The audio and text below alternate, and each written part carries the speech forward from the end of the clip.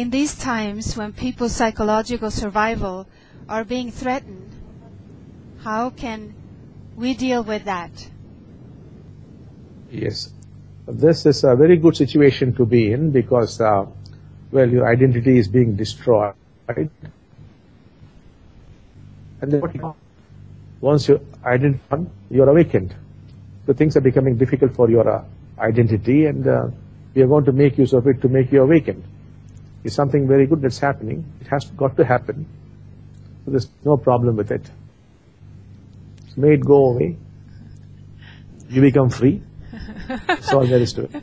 Thank you so much, Bhagavan.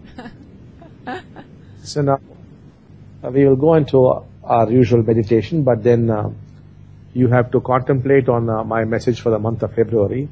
In January, I was focusing on inner integrity and seeing what's going on inside the mind and all that.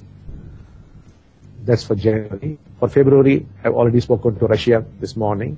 I think it's on their website. You could go into that. It's a long message. You could go into that. And that is the homework for you for the month of February. You've got to understand it intellectually, then contemplate on that, then meditate on that, and also after meditation, receive and give dikshas. That you must do. So it's like we are slowly programming you with these teachings. Step by step, we are programming you. And once we have sufficiently programmed you, we hope we should be able to complete this by the end of this year, or latest by June 2011. And then we start this process in the country, and the trainers should be conducting these processes. And what we mean by these are, we would be awakening the Kundalini, and we will be activating your chakras. The chakras, of course, refer to the ductless glands of the human body, which in turn control different parts of the brain. Now, mystically, they look like chakras. You can actually see them. They look like wheels. And we have to raise them to a speed of 33,000 times per second. Only at that speed, awakening happens. That would be the process. But before that happens, we have to feed your mind with these teachings. That's why I give the example of the screen, the projector, and the power supply. If the screen were your consciousness, the projector is the mind, into which we have to put all these teachings. This is what you're going to see on the screen. And then the diksha, it's a different kind of diksha, and the process is the power supply. Then what has been put in appears on the screen, that is your consciousness. That is, the teaching becomes your reality. For example, I said, you must watch the naming process. That becomes a reality. You'd actually watch the mind naming, and then it would stop. So all teachings become a reality. That's when you become awakened. So I would like you to really work hard on this. Keep discussing amongst yourselves along with the trainer. Try to correctly understand the teachings, because as I communicate with you, because of cultural differences, there could be some kind of misunderstanding. So work on that, and do a lot of contemplation on that.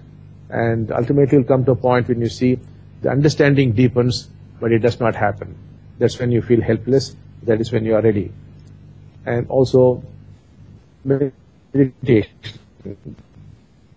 Quarterly the question and giving or is available on the Russian website. In March I'll be giving you something else. So I have a set of these things which I have to give you, and then when it forms like a necklace, and then once we activate the process, these teachings mesh into each other. One would highlight the other, one would help the other, and finally the Kundalini awakens, and the chakras begin to move, changes happen in the brain, and then finally you move into that state.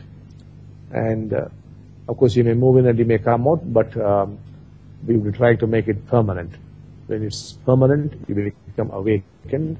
That's what we hope to achieve. So as of now, we may start it in January of 2011,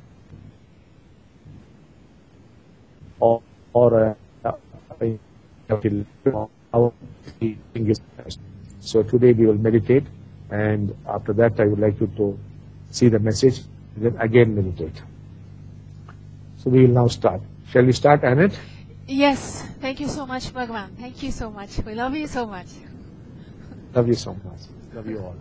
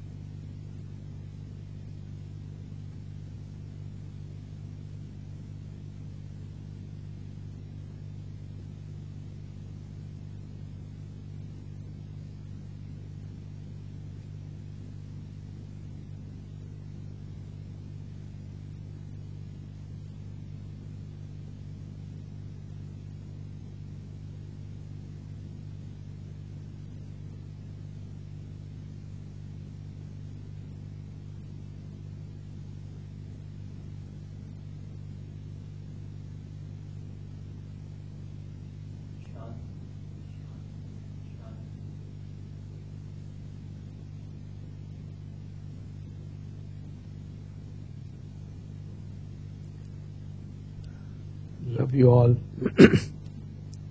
Love you. Thank you so much, Bhagavan. We love you so much. Thank you. Namaste.